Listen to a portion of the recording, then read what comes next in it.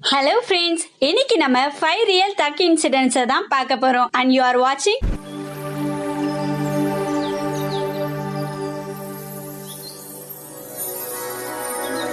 Are you okay செல்லம்? வாங்க வீடியோக்குள்ள போலாம். உலகத்திலேயே உனக்கு யாரை ரொம்ப பிடிக்கும்? தல அஜித் பிடிக்கும். இன்னைக்கான கொஸ்டின் என்னன்னா, அஜித் சார் நடிச்சதுலயே உங்களுக்கு என்ன மூவி பிடிக்கும்னு கமெண்ட் செக்ஷன்ல சொல்லுங்க. எனக்கு வீர மூவி ரொம்ப பிடிக்கும். பணம் இருந்தா கூட நிறைய பேருக்கு ஹெல்ப் பண்ற மனசு வர மாட்டேங்குது. ஹெல்ப் பண்ற மனசு இருக்க நிறைய பேர்கிட்ட காசு இருக்க மாட்டேங்குது. ஆனா ஹீரோஸ் நிறைய பேர் நிறைய ஹெல்ப் பண்ணுவாங்க போல. நமக்கு தான் தெரிய மாட்டேங்குது. எனக்கு தெரிஞ்சதெல்லாம் சூர்யா சாரோட அகரம் ஃபவுண்டேஷன் மூலமா நிறைய பசங்க ஸ்டடிஸ்க்கு ஹெல்ப் பண்றாருன்னு. ஒரு அசிஸ்டன்ட் டைரக்டரோட பையனுக்கு ஆபரேஷன் பண்ணணும், அதுக்கு 3 லட்சம் தேவைப்பட்டுச்சு. எப்படியோ 2.25 லட்சத்தை புரட்டிடுறாரு. பேலன்ஸ் 75,000 தேவைப்படுது. அவருக்கு தெரிஞ்ச கேமராமேன் கிட்ட போய் கேக்குறாரு, என்கிட்ட அவ்வளவு பண்ணலாம் இல்ல, எனக்கு தெரிஞ்ச ஒரு ஆக்டர் கிட்ட நான் உன்னை கூட்டிட்டு போறேன், அவர் உனக்கு ஹெல்ப் பண்ணுவாருன்னு சொல்லிட்டு அஜித் சார் வீட்டுக்கு கூட்டிட்டு போறாரு. போன உடனே கொஞ்ச நேரம் உட்கார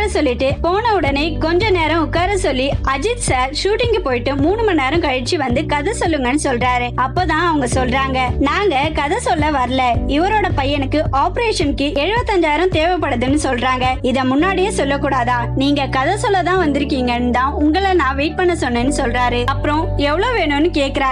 75,000 சொல்றாங்க. இதுல ஹைலைட்டே என்னன்னா, அஜித் சார் அவங்க கிட்ட ஆபரேஷனுக்கு மொத்தமா எவ்வளவு ஆகும்னு கேக்குறாரு. 3 லட்சம்னு சொன்ன உடனே மொத்த அமௌண்ட்டையும் ஒரே செக்கா எழுதி கொடுத்துறாரு.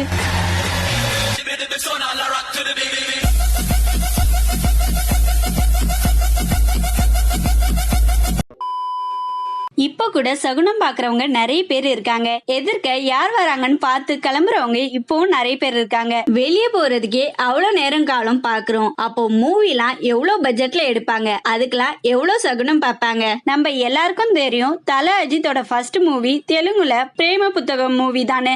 அந்த மூவி பாதி எடுத்துட்டு இருக்கும் போது அந்த படத்தோட டைரக்டர் போட்ல போகும்போது தவறி கீழே விழுந்து இறந்துடுறாரு. அப்புறம் அந்த மூவிய டைரக்டரோட அப்பா தான் மிச்ச படத்தை எடுத்து ரிலீஸ் பண்றாரு. அப்போ தெலுங்கு சினிமாவே அஜித் சார அன்லக்கி ஃபெலோவா தான் பாக்குறாங்க. அதுக்கப்புறம் அஜித் சாருக்கு இப்போ வரைக்கும் தெலுங்கு சினிமால யாரும் சான்ஸ் கொடுக்கல. ஆனா தமிழ் சினிமால அவருக்கு எவ்வளவு மரியாதைனா, விவேக் சார் ஒரு அவார்ட் ஃபங்க்ஷன்ல தனுஷ் சார், சூர்யா சார் அப்படின்னு ஒவ்வொரு ஆக்டர் பேரையும் சொல்லிட்டே வராரு. அப்போ அஜித் சார் பேரை சொல்லும் போது ஆடியன்ஸ் எல்லாம் என்ன பண்றாங்கன்னா, இளைய தளபதி விஜய், எங்கள் சூர்யா, தனுஷ், தல அஜித்,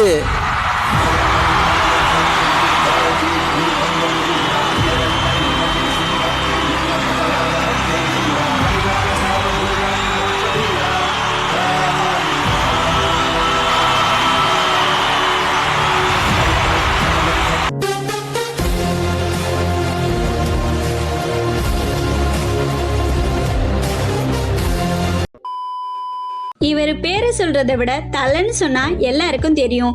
இவர் எப்பவுமே ரொம்ப சிம்பிளான பர்சன். ஸ்டார்டிங்ல இவர் ஆட்ல தான் நடிக்க ஸ்டார்ட் பண்றாரு. தெலுங்கு மூவியான பிரேம புத்தகம் மூவி தான் அவரோட ஃபர்ஸ்ட் மூவி. அதுக்கப்புறம் தான் அவருக்கு தமிழ்ல அமராவதி மூவில நடிக்க சான்ஸ் கிடைக்குது. ஃபர்ஸ்ட் படமே பிளாப் ஆயிடுது. அடுத்த வருஷமே பாசமலர்கள், பவித்ரா, ராஜாவின் பார்வையிலே அப்படின்னு 3 படத்துல நடிக்கிறாரு. அதுல பவித்ரா மூவி தான் ஏதோ ஓரளவுக்கு போச்சுன்னு சொல்லலாம். இப்படி தொடர்ச்சியா நிறைய படம் எதிர்பார்த்த அளவுக்கு போகல. அப்போ ஒரு இன்டர்வியூல அஜித் சார் கிட்ட கேக்குறாங்க, நீங்க நல்லா நடிச்சும் கூட படம் ஹிட் ஆகாததுக்கு காரணம் நீங்க ஒழுங்கா கதையை கேட்கலனும் படத்தை கரெக்டா சூஸ் பண்ணலனும் சொல்றாங்களே, அதுக்கு நீங்க என்ன சொல்றீங்கன்னு கேக்குறாங்க. அதுக்கு அஜித் சார் என்ன சொல்றாருன்னா, ஒரு நடிகன் இப்ப கதை கேட்டு ஒரு டைரக்டர் கிட்ட கரெக்ஷன் சொல்ற அளவுக்கு எனக்கு அறிவு இருந்தா நான் வந்து நடிகனா வரமாட்டேன். I become a director, I start directing own films.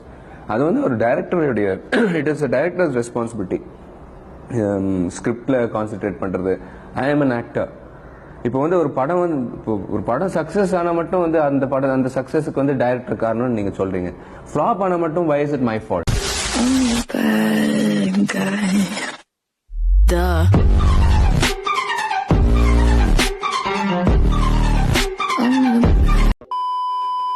நம்ம சேனல் பார்க்குற நிறைய பேர் சப்ஸ்கிரைப் பண்ணாம பார்த்துட்டு இருக்கீங்க.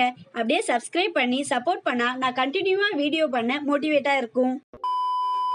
ஓ காதல் கண்மணி மூவி ரிலீஸ் ஆன அப்போ நிறைய பேரோட கிரஷா இருந்தவர் தான் துல்கர் சல்மான். அந்த மூவிக்காகவே அவருக்கு நிறைய ஃபேன்ஸ் இருந்தாங்க. அதுக்கப்புறம் அவரோட நிறைய மூவி வந்தாலும் அந்த மூவி தான் அவரை நெக்ஸ்ட் ஸ்டேஜுக்கு கொண்டு போச்சுன்னே சொல்லலாம். அந்த மூவி ரிலீஸ் ஆனப்போ அவரை நிறைய பேர் இன்டர்வியூ எடுக்கிறாங்க. அதே மாதிரி சன் டிவில இவரை இன்டர்வியூ எடுக்கிறாங்க. அதுல அவங்க 2 கொஸ்டின் கேக்குறாங்க.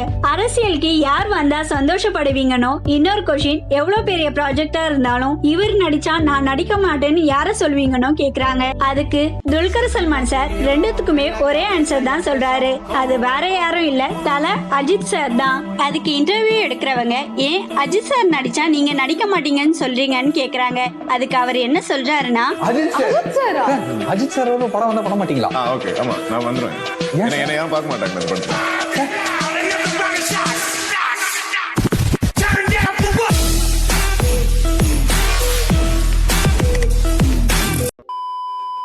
போன வீடியோல உங்களுக்கு பிடிச்ச ஆல்ரவுண்டர் யாருன்னு கேட்டிருந்தோம். அதுல ஜட்டு 81%, சாம் கரன் ஆர் மொயின் அலி 6%, Arctic Pandya 7%, Ashwin 3%, others 3% comment பண்ணிருக்கீங்க.